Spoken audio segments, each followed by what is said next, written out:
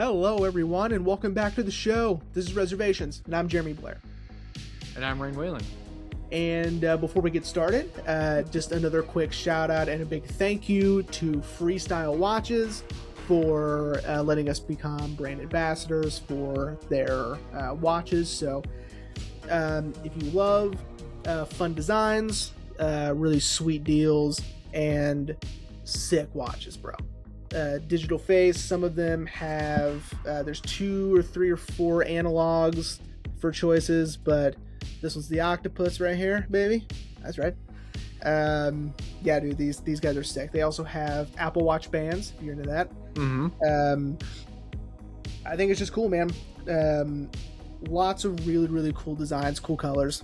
So use our promo code Reservos7 and get 10% off your order at freestyleusa.com. Yes, sir. That's it. Which is a great segue. As many of you know, we took a week off because I was in New Mexico, and I actually was telling all my family about it. I'm like, hey, anyone here needs a new watch, or actually, most of my family are Android users, because I was like, or a new watch, man. Never mind. Who needs a new watch? I was like, but yeah, I was showing one of my uncles because he had sort of like a, I don't want to say diving watch. I meant to ask him about it, but I showed him some of the heavy duty freestyle watches. Yeah. I was like, yeah, man, if you want one, check it out. Be sure you use our code at checkout, Reservo7. And he was like, okay, yeah, I might check it out. I was like, please check it out. Again, they do not give us free stuff. I bought this, Yeah, and I'm gonna be buying an Apple Watch band here pretty soon. But yes, we want to remind everyone, because yes, it has, even though here, I haven't looked at the views in a while. Eyes Wide Shut has 71 views. Wow. On Pretty YouTube. Good. And the average duration is 1 minute and 45 seconds, but hey, perfect. That's enough time for everyone to hear about freestyle. Yeah. Yeah. Oh, also, you'll like this, dude. Eyes Wide Shut beat our enemy episode. Interesting. Cool. But yeah, everyone, again, just a reminder, check out Freestyle Watches, freestyleusa.com, promo code Reservo7 for 10% off. But yeah, everyone. So yeah, we took a week off. I was in New Mexico, had a rad time. Being up in the mountains was cool as hell. We saw a bear at the cabin across the street from us, which if mom's listening, she was yelling at everyone, stay inside. They can run up to 30 miles an hour. And everyone kept going outside, and they're like, oh, just taking pictures. And sure, the bear was a ways away, but why?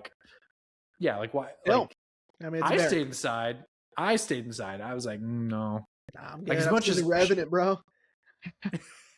With that. Yeah, we know what that bear did to Leo. So that's right. I can't do it. I'm not doing that. But no, man, Red River was awesome. On our last day, on our second to last day, we went and rode horses and did this really kind of beginner trail, and it was really rad. Nice. I told Mom that I contemplated bringing my mic, and that way we didn't have to delay. Yeah. I was like, but where would I record? I don't think the Wi-Fi was really that good at the house. And she was like, oh my God. She's like, oh my God, you should. And I'm like, no. Plus that's one less thing I had to worry about. Right. And she was like, oh no, that would be so much fun. And we could all chime in. I was like, it's funny is you're making a joke that I actually said on mic. So yeah, that's the whole point of no. Yeah. But yeah, it was a lot of fun. And then again, we did not mean to delay this episode. It's kind of my fault. We had a birthday party for Ashley's her grandmother and my father-in-law, and also did some Father's Day stuff yesterday. So unfortunately, we weren't going to be able to record. So sorry that this episode is more delayed than it should have been, but That's all right. I'm back now, and we're going to get this ball rolling. Yeah. But before we jump into today's episode, so buddy, you finally saw Backrooms, which I'm so happy. So but good. you also saw Obsession. I did. And I'm very jealous that now, you saw Obsession. Here's something that, yes, I did see both those movies. I saw them both on the same day. Back to back, as a matter of fact. So I was talking to Haley, my wife, and she was like, do you have any plans for Father's Day? Like, what do you want to do? I was like, I don't know. And I was like, it'd be cool to go to the movies, and I was looking to see if the one closest to us has Obsession and Backrooms, because I really want to see Obsession, and of course Backrooms, that's a no-brainer. So I saw that, yes, they had them, and yes, I could see them back to back. Like, one was at 9:00, one was at 11, and so in the morning. Yeah. Damn. Yeah. So on Saturday, that's what I did in the morning. That's awesome. It was so rad. Yeah, man. When you texted me, I was like, "Oh, you finally saw Backrooms. Nice." I really do. I desperately want to see Obsession so badly. Yeah, it's so good. Curry Barker is amazing. He's great. Check out his YouTube channel. That's a Bad Idea. And check out his horror short films on there, as well as the sketch comedy stuff. But yeah, I was gonna say, if most of our audience isn't like YouTube, That's a Bad Idea is also on Instagram, and their sketches are hilarious. They're so funny. God, they're so funny. One of my favorite ones is like the guy's spying on the girl after they hook up, and he's like, I knew it. I knew you were lying. I don't have, like, I'm just average. And Curry Barker's like, he's just average. Like, don't say that. Like doing like the ad lib. Like, it's so funny. Yeah, that one's good. And then I have to remind myself, I'm like, this is the same guy who gave us, like, apparently one of the best horror movies of, like, the modern age. Yeah, I mean, it's really, really good. It's unique, it's creative, it's great. Definitely recommend. And of course, I recommend Backrooms. I mean, when I was watching it, I don't know if you had the same thought, because I know that he used Blender to make the backgrounds. There was some shots I'm like, is he still using Blender? Because that's really good. if he is. So I didn't realize that until recently. Because of course I'd heard that they built practical sets in a 30,000 square foot warehouse, and so I just assumed they just adjusted for what they needed. Yeah. And then I learned about how they did the shot of Mary in the alleyway, and the camera flips around her. That was a real alleyway that they found. Put up balloon lights so they can get the correct lighting, and then used Blender to. Cool. And I'm like, it's so seamless. Like, I couldn't even tell. I thought that was the set. I know. Yeah, I just assumed anything that was VHS POV was Blender, but even so, I mean, it's amazing. It looked great, and he's one to look out for. I mean, I'm hoping they give him more opportunities to make movies. I'm hoping they give him more opportunities to tell stories. Because really, I mean, I don't know what else he's done besides Backrooms, like the YouTube and then this. So hopefully he's got more stuff coming along. So as far as I can tell, he's not fully done with Backrooms yet. Interesting. Because he said when he did that very first short film, he knew where it was going to end and then worked backwards. Oh, okay. And so he said that he is looking for a writing partner to do a sequel. Cool. Which would be really rad. I'd love to see Mark Duplass come back to expand on Phil. I hope so. But I'd love to see, because the lore, Kane has done such an amazing job of, like, the lore of the of Backrooms, and I would urge everyone, if you haven't seen the movie yet, definitely go check out the short films. I stayed away from the short films, and then I recently learned that the short films lead kind of into the film, in the timeline that he's established.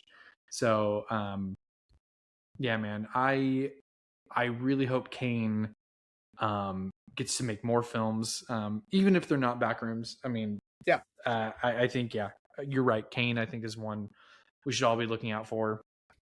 And yeah, man. I mean, even Spielberg said on the carpet, on a red carpet, that Yeah. he saw Obsession and he loved it. Yeah. And he was going to go see Backrooms after that red carpet was Yeah. over. I'm like, man, if Spielberg's given his his thumbs up, like, it's gonna be good. I mean, what a cool thing to hear. Like, you're a new filmmaker. You've been, busting your ass on YouTube, trying to make a name for yourself. You're doing these shorts, and then he finally gets the opportunity to make a movie, and it's a huge hit. And he made it for under $1 million. Yeah. It's I mean, we're talking about Obsession and Curry Barker, but it's unreal. Yeah. And one final thing I want to leave on before we really get into today's episode. Speaking of Backrooms and Obsession, if you go see these films, do not compare the two films. They are two tonally completely different horror films. I saw a video, I'm sure maybe you've seen the same one, of a film influencer reacting to a lot of people's reviews. For those of you listening, I did air quotes, reviews of Backrooms, and people just shitting on it, comparing it to Obsession. And I'm like, those are two completely different movies, two different types of horror, two different subgenres of horror, and you can't compare them. And plus, Backrooms is fucking awesome. Yeah, I mean, they're both great in their own way, and you're absolutely right. I mean, they're different. So the only reason why, I just saw them, they just came out at the same time. You know what I mean? So, that's the only thing that binds the two together, is their release dates. But yeah, man, like, yeah, I'm hoping that, I wonder if, like, Kane Parsons, is that right? Mm-hmm. Can do something really interesting with liminal horror, like in the future, like with, like, not Backrooms, right? Mm-hmm. I wonder how that would go, because that'd be really interesting. Because I like the concept of it. Like, you're in this place that's unfamiliar and it's uncanny, and there's nobody there, right? Yeah. It's very scary. So, like, I'd be interested to see if he wanted to expand on that idea with a different story. But anyway. Yeah. Yeah, man. Super jealous that you saw Obsession, but super glad you saw Backrooms. Yeah. And if anyone is curious, I have 5 episodes left of The Sopranos. Of the entire show? Yeah. Holy shit. So that means you got into the part where R.I.P. James Gandolfini has passed away, right? Because he passed away before the show ended, right? No. Oh, he didn't? No. Oh. He lived like maybe 8 years afterward. Because he did. He was in Killing Them Softly. He was in The Drop. He was in Enough Said. He was in. They killed Tony Soprano, right? I don't know. That's the theory. Yeah. I'll let you know what my theory is when I'm done. I've seen the final moments, right? Like, because it's been dissected and analyzed ad nauseum, since the finale was aired. So I've seen that, right? Yeah. But I'll let you know my thoughts on that when it's over. So cool. Possibly tomorrow. Cool. Well, everyone, great segue into talking about 2 horror films and one of the best crime dramas on TV shows of all time. To segue in today's episode, which was my pick. Sorry, I keep dropping something. And it was my pick. And for those of you who have forgotten, all my picks this season are Disney films, just to annoy Jeremy. Yep. Now this one does hold a very special place in my heart. I'm sure it does for you too, Yeah. considering we truthfully grew up with this movie, and many firsts that I've picked. We did the very first animated film Disney ever produced. We did the first PG-13 film they ever did, and now we're doing the first full-length computer animated film. With hang on, gotta get the date right. If I get the date right, then I'm a fucking LARPer. You know what I'm saying? As this kid, they have co-opted LARPer. The 1995 full-length Pixar film with Toy Story. Now I know I've said this multiple times on the show. Growing up, we had a VHS of Toy Story, and my parents told me this and a Goofy movie I almost wrecked because of how much I rewatched it. Was that the same for you? Probably. I mean, watching this again. So I hadn't seen it. I couldn't even tell you how long, right? Okay. I mean, it's been, Jesus. I don't know. Like, it's been so long. Well over 20 years. I mean, because that would have made me 13 and I wasn't watching it then. So it would have been like years before that too. So probably because there were moments in this movie, sounds, phrases, lines of dialogue, sound designs that just like triggered like, oh, every once in a while, like the back of my mind thinks of these things or brings it up, and I don't consciously think, oh, that's from Toy Story, right? Or it just like thrust me back where like, oh, I remember that. Or like, what are some examples I can give you? Definitely the shark when he pops out of the chest and goes, I'm Woody, howdy, howdy, howdy. Right? Yeah. I mean, that's ingrained, right? Yeah.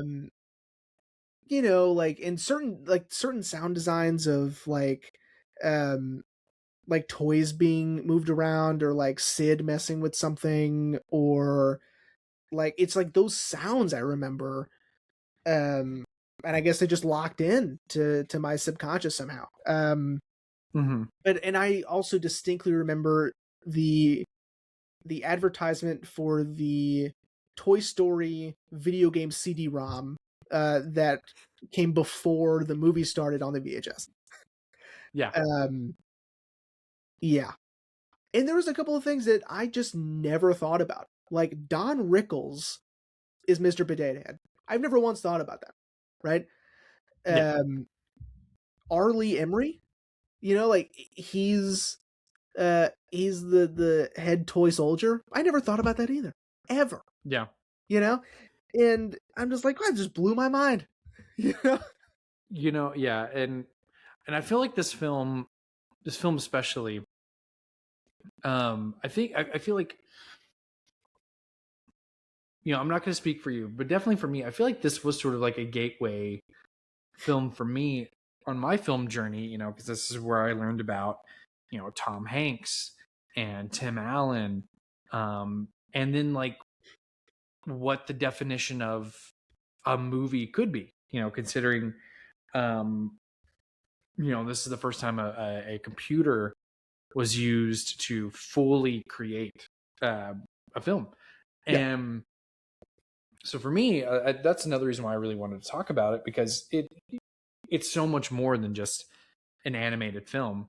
Of course, yes, one could say that this ushered in a whole new wave of film that Disney eventually chucked out 2D animation altogether and decided to just focus on 3D animated stories. But at the same time, if we never got Toy Story, then we never would have gotten Wally, you know, and that would be a travesty, That's true.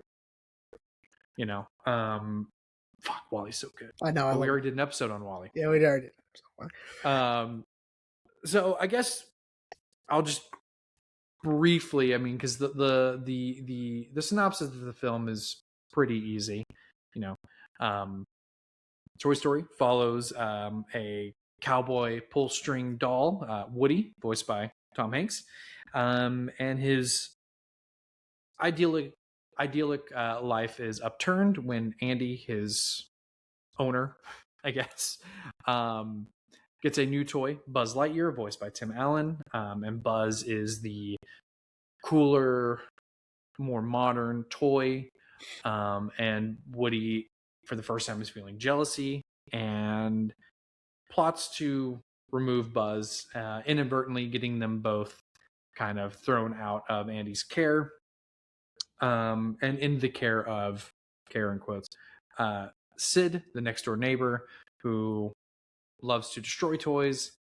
In the process, the two learning more about one another, Buzz letting go of this idea that he is the real Buzz Lightyear and he is just a toy, and Buzz and Woody becoming best friends, making it back to Andy's in time for the move, and that's Toy Story.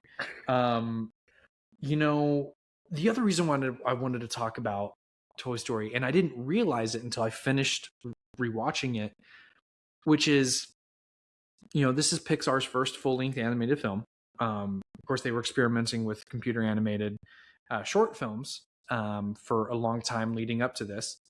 We can thank Steve Jobs for that. Shout out the king, Steve Jobs, for investing in Pixar. But this film has something that took Pixar a long time to get back to, which is they wanted their films to not have a villain to overcome, like most Disney films had at the time and have since had. They wanted there to be a lesson that the characters would learn, and I kind of forgot about that until rewatching the film, because it did. No songs. Like the characters do not sing songs, so it's not a musical. That was another rule. Yeah. And shout out to Randy Newman for that banger of a soundtrack, dude. Are you kidding me right now? Yeah, the best. I mean, granted, we can all agree though that Phil Collins kind of blew that out of the water with Tarzan. Of course. It's not even a question. But we're not even talking about Tarzan right now. But that's something that I did forget, that's what Pixar initially wanted, is they wanted their characters to learn a lesson. And because in preparation, I also began to rewatch Toy Story 2. Oh. And I was like, Toy Story 2 has a villain. That's right. Technically it has two villains. It has Big Al and Stinky Pete. Which, yes, the characters still learn a lesson in Toy Story 2, but they have to learn that lesson by overcoming a villain.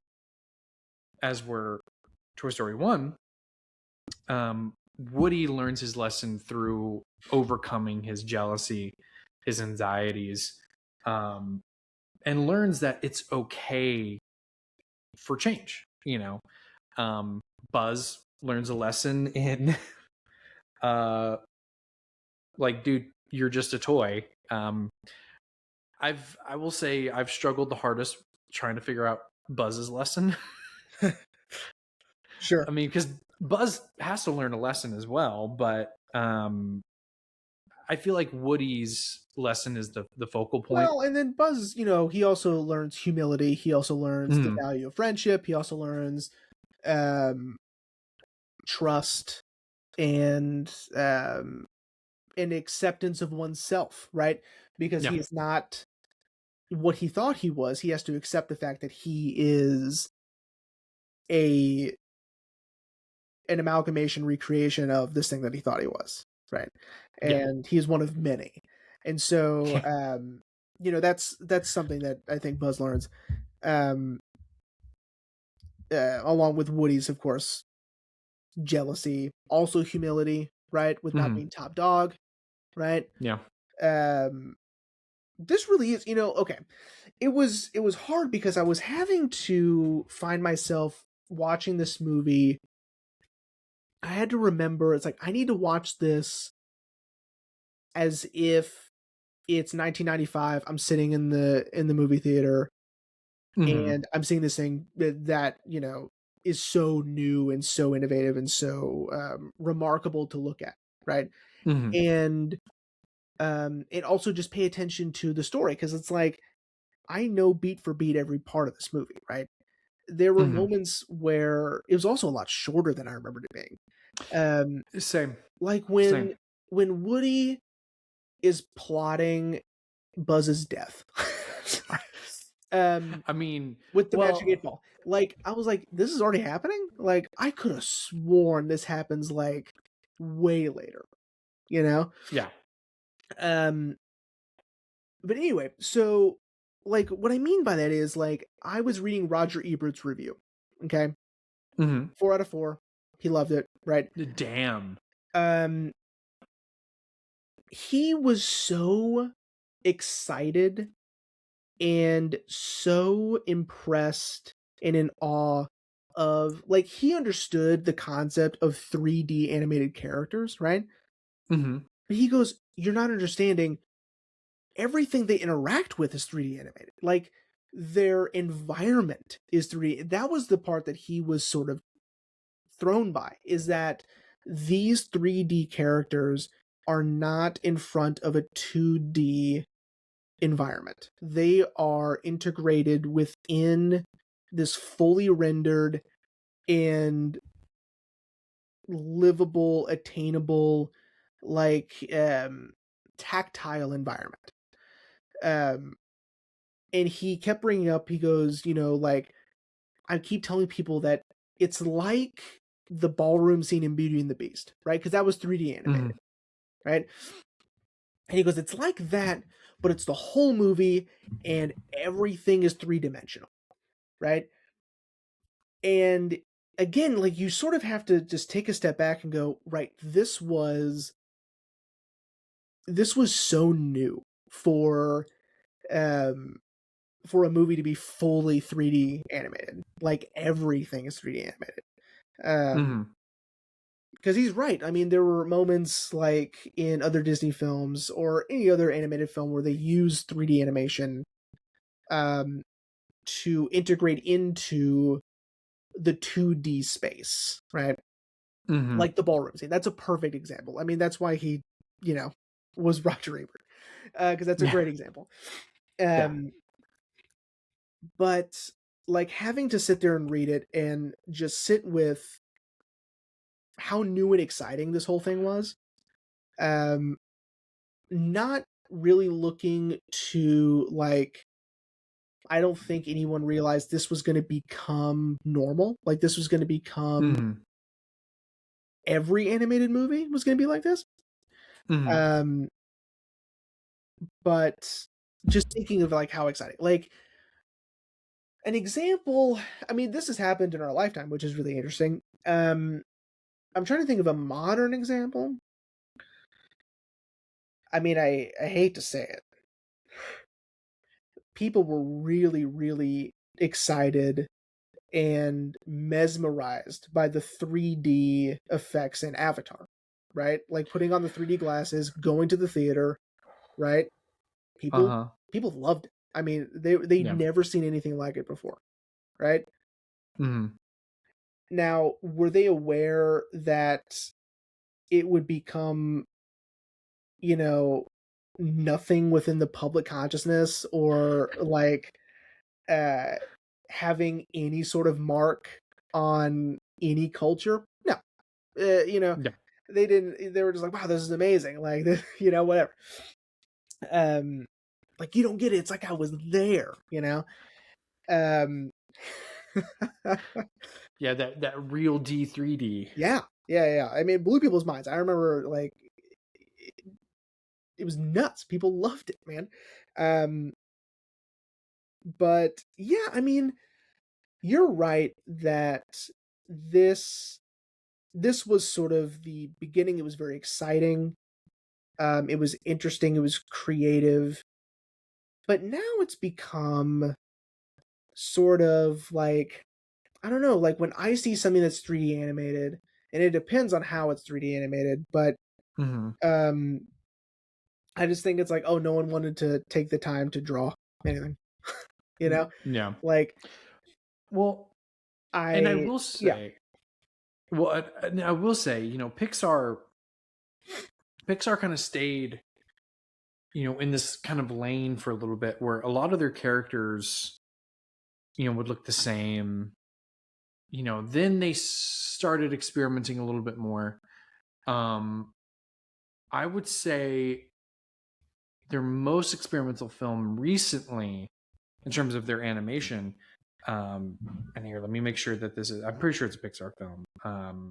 And I really enjoyed the film I'm about to mention. I know it sparked a lot of controversy, which I think is stupid. controversy. Um, uh, yeah. Turning Red. Oh, Um, yeah. I like Turning Red. I really like Turning Red. I mean, now, granted, don't get me wrong. Another movie about generational trauma. Um, I was like, okay, Something but about that just speaks to you, you know? I know, but I really enjoyed Pixar experimenting with their animation, and incorporating more. And I know you're going to hate this, but I know you'll agree with me since you've seen Turning Red. More, anime, like Japanese anime Sure. style into their animation. And of course, now, with Toy Story 5 um, already out, they released a new short film to accompany Toy Story 5, and it's a whole new animation style. Cool. Um, I don't want to see it yet because apparently they released it.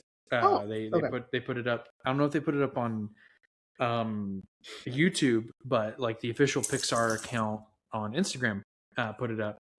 I'm like, I don't want to see it yet because I do want to see Toy Story 5 because I have to. I've seen all of them up to this point. Um, but I get what you're saying. But I think the point I was making is, with Toy Story, um, yeah, it was new, it was exciting. Nothing like this had ever been done. And now, of course, all these other animation studios are experimenting more with their animation, like DreamWorks. Yeah. I think um, the bad guys, and Puss in Boots: The Last Wish are some of the most beautifully animated films I've ever seen. K-pop Demon Hunters also. That movie Yeah. was awesome because of the animation. And Yeah. but again, I think like I mentioned a second ago with Wally, we wouldn't have that without Toy Story. And I was learning, I was reading a lot about like some of the tricks that they did because John Lasseter and all the guys at Pixar, Andrew Stanton, Pete Docter, they knew that they were limited. Like when Sid blows up that Combat Carl, we never actually see the explosion because they didn't know how to render it. Gotcha. So rather than render something that maybe wouldn't be right, they just cut away from it, and it's so effective. Yeah. Because we see the aftermath, we see the bits flying. They were having a hard time, rendering hair flow. So any of the characters we see have really short hair, or in Andy's mom's case, it's always pulled back in a ponytail because it's easier to animate that. Sure. So, and looking at it at that stance, seeing how far they've come to now, like again, I'll use Turning Red for example. Actually, you know what? No, I'm going to use my wife's favorite film, Brave. Merida's hair probably took them so long to animate. Yeah. And it's, I guess the point I'm making is, again, what I said at the top of the show, where yes, you could see where Toy Story was kind of the apex point of it going this way, of getting rid of 2D animation, but also going this way of now where computer animation has gone. Yeah, that's true. I mean, yeah, I mean, I agree with you that there are some films that are 3D animated where I'm just blown away by just the detail is insane, Mm-hmm. right? To use another modern example, Encanto. I know, so good. I know, it's amazing. Yeah. We're throwing my daughter a Encanto themed birthday party this year. Oh my god, that's amazing. I know, I can't wait. So, um, like, uh, Mirabelle's dress Mm-hmm. and the stitching on the dress. I mean, it's incredible. You can see the stitching, you know? Like, Yeah. what are you doing? That's crazy, you know? Um, I think I think Haley once told me that Elsa's hair in Frozen was like one of, at the time it was the most realistic rendered hair. Um, yeah. I Really. don't know about now. I'm sure that's changed now, but um, like yeah, I Also, mean, yeah. Go ahead. sorry, I don't mean to cut Yeah, off your flow. Um, the short that I thought accompanied Toy Story 5 was not a short. It was actually a teaser for their next film called Gatto, uh, which will be set in Venice, Italy. Um, but what little of it I saw, it looks really good. cat. Sorry, didn't mean to flow you off. All right. Yeah, I thought it was just a short film Yeah. because Pixar's known for doing short films at the top of their films, but apparently this is an upcoming film. Anyway, sorry, didn't mean to Yeah. interrupt your flow. Well, no, that's fine. Um, you know, um, to me, when I think of Pixar, especially the early days, okay, I think of Toy Story, and I think of the old man playing chess with himself. Yeah, Uh, I don't want to say it's Gerald's game, that's but funny. Fitzgerald's game. it is Jerry's game. Jerry's game. Absolutely. I think it was right before A Bug's Life. I think is when that one. You are correct, sir. Yeah. And he ended up. That character is in Toy Story 2. He fixes. Oh my god! Yes, he yeah. is. Yeah. Yes, he is. Yeah. So that's cool. And of course, like again, like this is the beginning of this whole thing. Where now, I mean, even with like their next projects after this, which was like A Bug's Life and Finding Nemo, and right, where there are now Easter eggs in these films calling back like the ball, for instance, like the ball the lamp plays with. Yeah, that's in I think all of them. Yeah, I know there's a number that's either on license plates, on doors, on it's like A something. A113. Right. I think it was like their office building number or something. It was the I believe it's the class number at UCLA. I think. Oh, okay.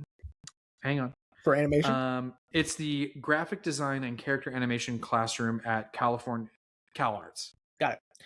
And that's they all went there. Yeah, okay.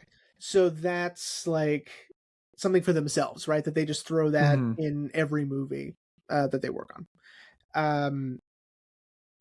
I mean, and it just exploded. I mean, now I don't think it's as prevalent, but like I would say after Finding Nemo, because Finding Nemo was like, holy Jesus, right? It was like the biggest movie of all time. I think once you saw that, when you're watching a movie trailer and it's a Disney and then it said Pixar, you're like, oh, I'm stoked, right? Yeah. I don't know if that's the same anymore. Like, I don't know if people get as excited. I know I don't, because like when my mom was in town, we watched, and of course this is all personal preference, but we watched maybe 10 minutes of Elementals and we're like, I'm done. Like, I'm so bored. Like, I can't handle like how bored I am right now. I will be honest. I do think Pixar, again, since they're owned by Disney, they kind of have to bend to Disney's will. it seemed like, and I'm not going to put it all on this film because I've seen it and it's fine. Lightyear was sort of that peak. Interesting. I've seen Lightyear. I enjoyed it. Sure. Especially because the movie says that this would have been the movie that Andy saw in theaters to get him Doesn't excited. make any sense, but go ahead. Well, yeah. But Lightyear was so heavily edited, from what I understand, like in terms of story, characters getting cut out, some representation getting cut out, that it seemed like it started to go down. Because after Lightyear, it was Elemental, which I heard was not good. I mean, it's just boring. It was then Inside Out 2. Okay. Which I did hear was pretty good, but a lot of people were upset with the misrepresentation of LGBTQ. And then Elio, which I heard was incredibly controversial. I didn't see that either. Because it was, again, they were forced to cut virtually any form of representation out of the film, and it tanked. However, I have heard Hoppers is sort of the spike that they needed again. Okay, good. I've heard it's good. Like I want to see Hoppers. I mean, honestly, like it looks fun. I saw 5 seconds from a scene that I think happens later in the film, and it broke my fucking heart. And I was like, I don't know if I can handle this movie. Even though like it was like, oh, this is Pixar's funniest movie in years. And I'm like, what I just witnessed was not funny. If anything, it was heartbreaking. But I think that's, to your point, I think that's kind of what Pixar needed again. Sure, they can have this movie be really funny and lighthearted, but then they needed those moments of heartbreak. Now, from what I understand, the film does have a villain, but it also has their core principle of the character learning a lesson. I don't even think that whole villain thing, I don't think that even matters anymore, right? I think they tried it, and then it was like, we just can't get over it, Well, I did hear that was something that Disney wanted them to implement. It was like, well, our stories have a villain. Your films need to have a villain. Because I think pretty much after Incredibles, we don't really have a villain. Incredibles needed a villain because it is a superhero film. Story. But I mean, right after that, we had Cars. There's not really a villain in Cars. I mean, Chick Hicks is just an asshole. I would say Lightning McQueen is the villain of Cars. Really? Wow, controversial take right there. Whoa. Listen, from my perspective, okay, after Toy Story, after A Bug's Life, I think this is the order. It's like Toy Story, Bug's Life, Nemo. Toy Story 2, Monsters, Inc., then Finding Nemo. Really? Okay. Yep. I have it up in front of me, so I'm not just like... No, I know. It was like, from my perspective, it was like when you go to the theater and there's a teaser for a Nolan movie, right? Hold on. Okay. And you're like, oh, hell yeah. It's like a few seconds long, right? It gets you super pumped. Nothing really is revealed. You get a little snippet of who's going to be in it and like what vaguely it's going to be about, right? And it's, Christopher Nolan, it's Sin Copy, it's all that stuff, right? All the stuff you're used to. Yeah. That's what it was like, right? To see Disney and Pixar, right? Yeah. And I think what happened, and I do think, right, the quality of the storytelling was sort of weird after a while. But honestly, I think they were too frequent after a while. Like, looking at all of these Pixar films after Toy Story, really, I mean, I guess after, like, Cars, maybe. They're starting to come out really quickly. I'll give you that. Yes. Yeah. So, again, I have the list of their films in front of me. Yep. So, Toy Story, our film today, kicked it off. 3 years later is when we got A Bug's Life. A year later, we get Toy Story 2. 2 years later, we get Monsters, Inc. 2 years later, we get Finding Nemo's. Finding Nemo. Then a year later, The Incredibles. Oh yeah. And then 2 years later, Cars. And then 1 year, Ratatouille. 1 year, Wall-E. 1 year, Up. 1 year, Toy Story 3. 1 year, Cars 2. Yep. 1 year, Brave. And 1 year, Monsters University. And that's just that's from 2006 to 2013. Yeah. Once I get to 2015, dude, it's literally bam, bam, bam, bam, bam. Yeah. However, it looks like they're going to kind of get it back down because the film I just mentioned, Gato, doesn't come out until 2027. Okay.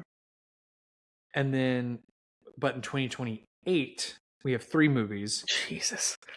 Ono Ghost Market, Incredibles 3. Okay. An untitled movie.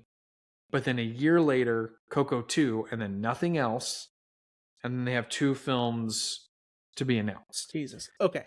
So I think that might be because it's like, listen, Pixar, like a Pixar film isn't like, it's not the Saw franchise. Like the Saw franchise used to get one a year in October. On the dot. Yeah. In October, you're getting another Saw film and you're going to be stoked, you know? Because it's like, oh, it's like fun tradition, Halloween-y, you know, whatever. Pixar's not like that. You don't need to go one right after the other, right? I think that sort of breaks the mystique, and it also leads to a dip in quality in terms of at least storytelling, right? It makes it seem like there's no way that many people work for Pixar, right? And I might be wrong, but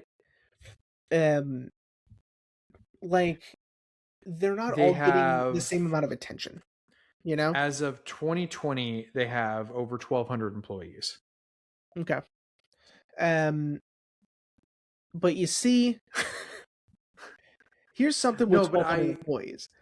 I agree because again, let's go from Cars to Monsters University. That was a 7-year gap. Yeah. They released 8 films. That's a lot. Obviously, while they're working on Cars, they're also working on Ratatouille. Which I love. I love Ratatouille. Let's make that perfectly clear. No, I was going to say, now that is an unfair example because Ratatouille is fucking awesome. Yeah, it's amazing. And look, I also love Cars. Okay. Okay. But then at the same time, they're obviously still working on Wall-E. So they've got at least 3 movies right there: Cars, Ratatouille, and Wall-E. Yeah. All in the pipeline, all being worked on at the exact same time. Yeah. Sure, they released a year apart, but they're obviously working on them, you know? So I get your point. Especially, and I'm not saying these are terrible films. That's not what I'm saying. No. I'm saying the mystique, I agree. The mystique is gone. Right? I agree. Because especially once we get to the 2020, that's when they start doing double releases. Onward and Soul both came out in 2020. I forgot Onward was Pixar. And then in 2022 we got Turning Red and Lightyear. And then this year, 2026, we got Hoppers and Toy Story 5. Right. So I do get your point. Like, and yes, while a lot of the films are great, I mean, obviously we did a whole episode on Wall-E. Yeah. I do see your point of there's no way each film is getting the attention it deserves, as where, you know, we look at Toy Story and then to Bug's Life. That was a 3-year gap. They released Toy Story, broke box office records. Okay. What's the next one? Well, and to be fair, technology gets better over time. So, I mean, things can be animated and rendered way faster, you know, even within a couple of years from each other, right? So that might also be the reason why they're just pumping these things out. My complaint is really just like a boomer complaint, which is like, I want that feeling back. I want the feeling back of like seeing, you know, Disney Pixar and be like, oh, what, Pixar? Hell yeah. Right? Like, this is exciting. You know, like, that's really my complaint. My complaint, yes, later on, it's the quality, like way later on. But just the excitement about it, you know, like I wish they had kept Mm. that. I wish they had kept like um the air of like Mystique. prestige, Okay. the air of I got you. prestige with like, oh, here's a new one. They must have been working on this for a while, right? Mm-hmm. You know, Yeah, again, I get your point. Yeah. I do. I really do.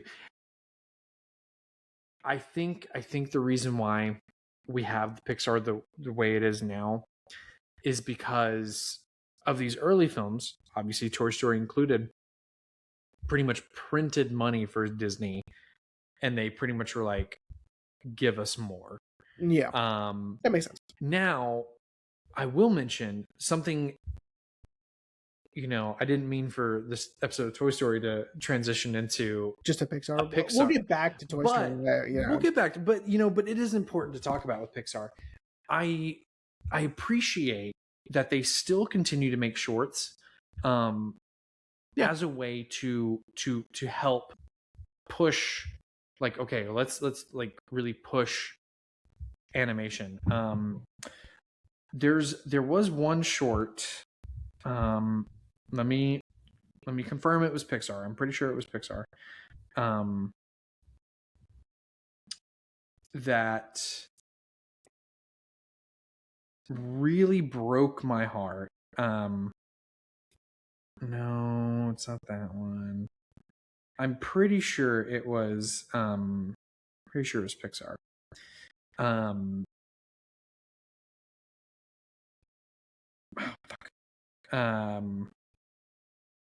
Yes, it was a Pixar short film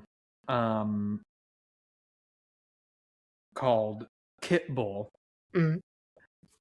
It is utterly heartbreaking. I am unfamiliar. I would recommend everyone get on Disney Plus and look at that. It is so good. I cried hysterically.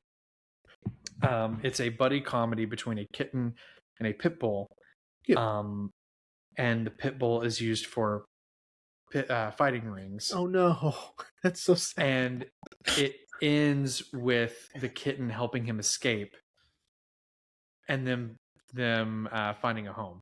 Ashley and I watched it because it came out with Turning Red. Came out on Disney Plus at the same time, and we watched it on Disney Plus, and I was in tears. And for me, that told me that Pixar still had it. I was like, y'all still have the ability, because I hadn't cried that hard since Toy Story 3. Yeah, I get it. Because dude, it hurt. Like I was crying so hard, like it hurt. But I appreciate that they still allow their creative directors, and I also appreciate now that it's not just kind of the main group of Pixar making films. Well, of course, obviously John Lasseter is no longer a part of Pixar because of some icky things he did. But Andrew Stanton, isn't all cranking out movies. Brad Bird, isn't cranking out movies. Pete Docter, they're allowing. Brad Bird's working on Ray Gunn, which I'm very excited about. Yeah, dude. Brad Bird also gave us fucking the Iron Giant. So right, of course, like that guy can do no wrong. Yeah. Right, he gave us Iron Giant. Right? That sounds right. Yes, yeah, he gave us Iron Giant. Brad Bird, Brad and Andrew Stanton, dude, they're the best. But again, I love that Pixar is now branching out and letting new creatives come in and tell stories. Again, like I'm going to use Turning Red as an example. Turning Red was so good. I was so impressed with it. I was a little worried I wouldn't be able to appreciate it. I knew I was going to appreciate the animation, but I was like, I don't think I can relate Sure. to a young girl going through puberty. But the story of going through puberty is a universal thing that everyone can relate to, and also it was a really good story and beautifully animated. But that wasn't done by Andrew, Brad, or Pete. It was done by, I think, a new director that came in to Pixar, who I'm sure, because I know they only usually use in-house directors. Domi Shi was the director, and I think she started out as an animator, and then she got her chance to direct a film, and Turning Red is really good. I don't think I had a point to anything that I was just making right there. I caught myself after I said her name. I was like, where are you going with this, Rain? I think I think this is the point I was making, is that I still appreciate that Pixar is still experimenting. I do agree with you. I wish seeing Pixar, like, for a trailer, gave me that same oomph as I did when I was, a kid and into my early teens. But I feel like they're making their way back to that. I think it was the point of that nothing burger I was making. All right. Toy Story. Here's why I think this works so well is the story it's not necessarily groundbreaking, right? Right. It is, I mean, if we want to be honest with ourselves, the dynamic between Woody and Buzz, right? We're talking 48 Hours, Lethal Weapon. We're talking like Beverly Hills Cop. Like, they're misfits, right? And they're, one is jealous of the other, one is angry with the other because of change, right? And that always works, but also it's like the idea of like creating a story around toys having their own lives when you're not around, I think that's really interesting, and it kind of started this trajectory of, and it became a joke after a while with Pixar, which is, what if this had consciousness now? Or what if what if this was sentient? That's how we got Cars. Right, exactly. But it is a really good premise, and it's a really interesting idea, and it's like, who didn't have toys growing up? I mean, it's like it's a universal concept, relatively, right? And it's also a universal concept for kids. You get a new toy, you're playing with that new toy more than your old toy. Absolutely, yeah. Especially you as a father, I'm sure you've seen that. Yeah, I mean, kind of. We're sort of still in control, kind of what has access to in terms of toys. Like, we can still switch them out, and like if we're sick of it, we can whatever. And she sort of doesn't, it doesn't bother her that much. But yeah, I mean, it's such a, it's an old concept that works with a new concept that's interesting, and in a new framing device that's really, really new and interesting. And then having recognizable toys, right? Etch a Sketch, Magic 8 Ball, Mr. Potato Head, a piggy bank, like a plastic dinosaur, army men, things like that. It's fun because then like my dad, for instance, could be like, oh, I had one of those, right? Oh, I remember that. Right? Like, I never, like, the concept of a slinky dog is really interesting. Now, I love that you're bringing this up. Oh, dude. Yeah, because he's he's not in the sequel, which is I unfortunate. know. But shout out to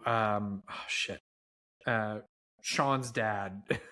Can't think of his name. It's funny.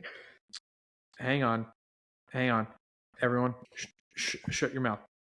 Oh no, Jim Varney was in Toy Story 2. I think he made it through most of that. For sure, obviously Toy Story 3. Where is he? Blake Clark. Right. Blake Clark took over. But yeah, It recipes. took me a minute. Jim Varney. Sean's dad. I was like, oh, Boy Meets World. Sean's dad. Yeah. But it's interesting that you're bringing up toys, especially for parents who would like our parents who would see this movie, first time. But now these toys have kind of entered the zeitgeist because after seeing this movie, I had a Woody toy, I had a Buzz, I had a Slinky Dog. Mine are in the attic. Really? I still have my Woody. I should have brought them for the goddamn episode. Oh, you could have put them in the background. Could have, yeah. God, son of a bitch. Yeah, they're up. They're upstairs. I don't know where mine are. I don't want to say my parents sold them, but I also know things happen in moves, so I'm pretty sure they didn't survive. But I did have a Slinky Dog. I had a Buzz. I had two different Woodies. I had sort of like the regular Woody, and then I had one with had a guitar. Oh, and in the guitar it had a motion activated part on the where you strum, and you take Woody's hand and you strum it, and he starts to sing. That's fun. Yeah. That one wasn't my favorite just because the strumming rarely ever worked. I just like playing with the regular one. Of course. And then of course, Buzz. Like Buzz was the best. Yeah. But again, that was the point I was making is like, for our parents seeing the movie, like what you just said with your dad, I'm sure my mom, my dad were like, oh, I had one of those. Yeah.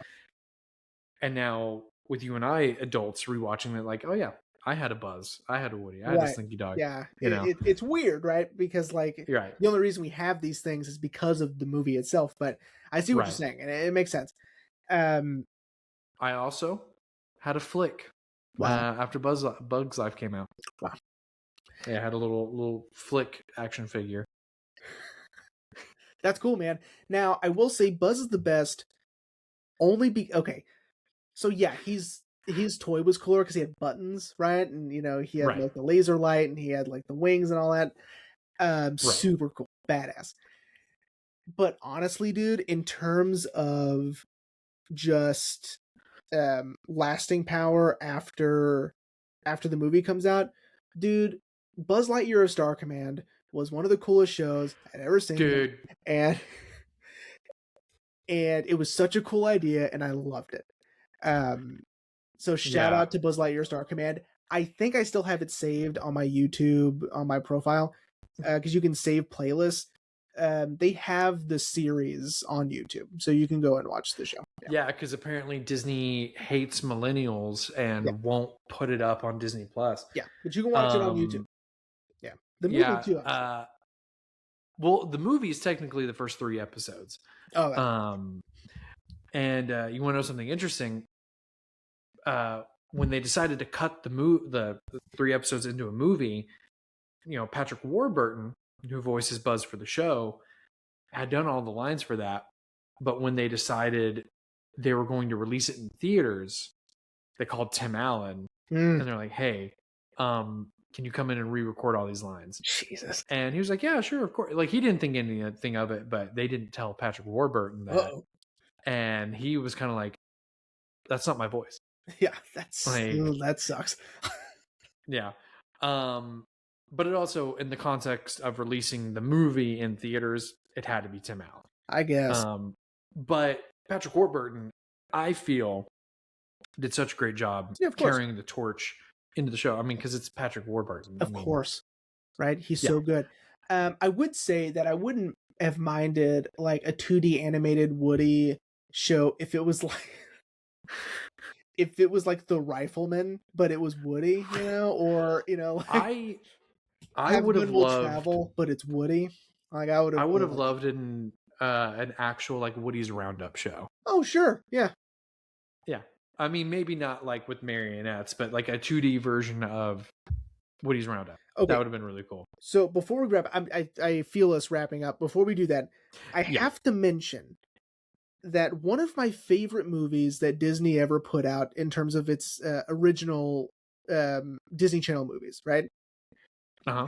Sid is played by Eric Von Deeten, who is the main character in Brink. Oh shit! Yeah. So I just needed to bring that up. Brink is badass. You can watch. It's on Disney Plus. It's so good. Dude. But yeah, I was looking through the cast list and I go, oh no way. You know. Well, and you know what's funny is Disney brings Sid back for Toy Story 3, and he's a garbage man. Yeah. Yeah. And he's going off to college, and Sid's a garbage truck driver. Making more money than Andy. I gotta be honest with you, because like garbage collectors make a lot of money. Waste management. Yeah. Yeah. Yeah, man. I can feel us getting closer to the wrap up. Yeah. Yeah, man. I really love this movie. When I was formulating this list for this season, I was like, Toy Story has to be on it. Like it has to. Sure. You know, it's such a, you know, again, like with when we did a Goofy movie, Toy Story was one of those that like I love dearly when when we were rewatching it. Ashley wasn't really watching it. She wanted to read. But I'm quoting along with the whole movie. And then I could feel Ashley's eyes on me at one point. I was like, hey, I don't know if you know this. I've seen this movie once before. And I'm quoting along the whole time. Yeah. You know, and it's so memorable. And like I said, in preparation for the episode, I even started to rewatch Toy Story 2. Yeah. I may continue, and I didn't finish Toy Story 2, but I may finish it and then go on to 3 and then maybe 4. I've told Ashley I want to see 5. Like I have to. Yeah, man.